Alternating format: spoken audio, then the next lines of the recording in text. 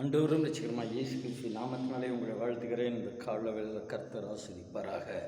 எனக்கு அருமையான தேவஜனமே, இப்பொழுதும் சங்கீதம் 35 ஒரு சில வசனங்களை தியானிக்க கர்த்தர் கிருபை செய்வாராக. சங்கீதம் 35, 12, 13 நான் செய்த நன்மைக்கு பதிலாக தீமை செய்கிறார்கள், என் ஆத்மா திக்கற்று போக பார்க்கிறார்கள். அவர்கள் வியாதியாய் இருந்தபோது இரட்டு என் உடுப்பாய் இருந்தது.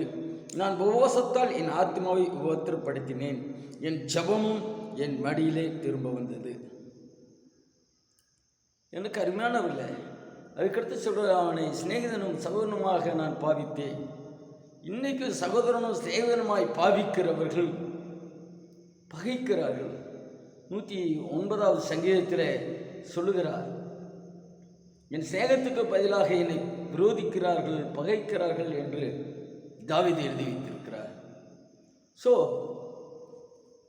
யார் சிநேகத்துக்கு பதிலாக பகை விரோதம் இருக்கிறதோ, நன்மைக்கு பதிலாக தீமை செய்கிறார்களோ,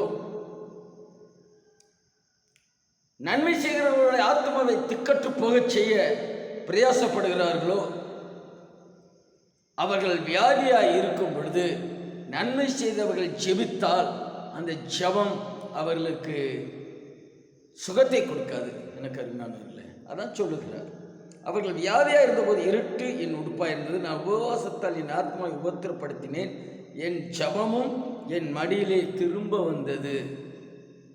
நன்மை செய்கிறவர்களுக்கு பகை விரோதம் செய்வோமானால், நாம் அவர்கள் வியாதியாக இருக்கும் பொழுது பகைக்கிறவர்கள், விரோதிக்கிறவர்கள், நன்மை செய்வதற்கு விரோதமாக எழும்பினவர்கள் வியாதியாக இருப்பார்களானால், அந்த நன்மை செய்கிறவர்கள் நிச்சயமாக அவர்கள் எப்படியாவது சுகம் பெற வேணும், அவங்க எப்படியாவது வியாதியிலிருந்து வெளியில் வரணும், சுகமாய் தங்கப்படணும் கர்த்தர் சொல்லி ஜெபித்தாலும் அந்த ஜெபம் அவர்களை சுகப்படுத்தாதான். இன்னைக்கு அநேக பேருக்கு சுகம் கிடைக்காததற்கு காரணம் என்னங்க? ஐயோ, அவங்க ஜெபம் பண்ணாங்க, இவங்கள்ட்ட போய் நான் ஜெபம் பண்ணேன், பெரிய ஊழியர்கிட்ட போய் ஜெபம் பண்ணினேன், அந்த ஊரில் போய் ஜெபம் பண்ணினேன், ஆனாலும் என்னுடைய வியாதி சுகமாகலை என்று அநேகர் நினைக்கலாம், சொல்லலாம்.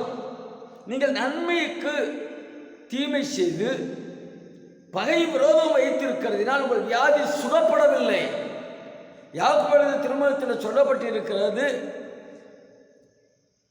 வியாதியஸ்தர்கள் என்ன செய்ய வேண்டும்?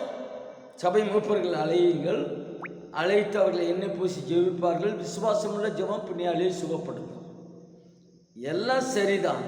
பகையும் விரோதம் வைத்திருக்கிறவர்களுக்காக எண்ணெய் பூசி ஜெபித்தால் நிச்சயமா வியாதி சுகமாகுமா? ஆவதற்கு வாய்ப்பில்லை. வேதம் அப்படித்தான் சொல்லுகிறது. என் ஜபமும் என் மடியிலே திரும்ப வந்தது.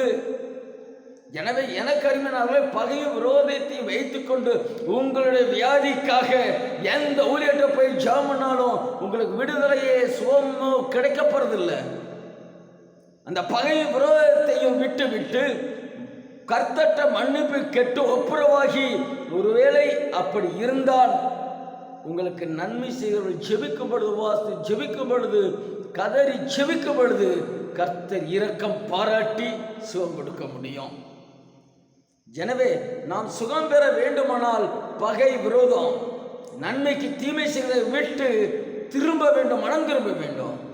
கர்த்தராய் இயேசு கிறிஸ்து பூமியிலே சுற்றி திரிந்த நாளெல்லாம் நன்மை செய்கிறவராகவே சுற்றி திரிந்தார். அவருக்கு எத்தனையோ பேர் தீமை செய்தார்கள், ஆனால் நன்மை செய்கிறவராக. ஆனால் இந்த காலங்களிலே நமக்கு நன்மை செய்கிறவர்களுக்கு தீமை செய்கிறது பெருகி கொண்டிருக்கிறது. சாத்தான், சத்துரு வஞ்சிக்கப்பட்ட அனைவரை வஞ்சிக்கிறான். நீ எதுக்காக நீ போய் பகையை நீ விடணும்? ஏன் விரோதத்தை விடணும்? ஏன் போய் நீ சமாதானத்தோடு வாழணும்? அதெல்லாம் ஒன்றும் தேவையில்லை. நம்ம வாழ்ந்துக்கலாம், எப்படி வேணாலும் வாழ்ந்துக்கலாம். எப்படி வேணாலும் வாழ்வதற்காக கிறிஸ்தவ வாழ்க்கை அல்ல, கிறிஸ்துவை நம்பி வாழ்கிற வாழ்க்கை அல்ல. எனக்கு ஒரு பகையும் விரோதத்தை விட்டு வந்தாதான், தீமை செய்கிறத விட்டு வந்தாதான் அவர்கள் உங்களுக்காக நன்மை செய்யும்படியா ஜெபிக்கிற ஜெபம் கூட உங்களுக்கு கிரியை செய்யும், சுகத்தை கொண்டு வரும். அதனால் நீ பகையை வைத்துக்கொண்டு, விரோதத்தை வைத்துக்கொண்டு உங்களுக்கு என்னதான் இயேசுவின் தழுவுகளால் சுகம் உண்டாகட்டும் ஜெபம் பண்ணாலும் சுகம் கிடைக்கிறதுக்கு வாய்ப்பு இல்லை. வசனத்தை அனுப்பி சுகப்படுத்துவா என்று சொன்னால் அந்த வசனம் வந்து சுகப்படுத்துமா என்று சொல்ல முடியாது. ஒன்றும் பகை விரோதம் நன்மை செய்வது தீமை செய்கிறதை விட்டு மனம் திரும்பினால் வியாதி சுகப்படும்.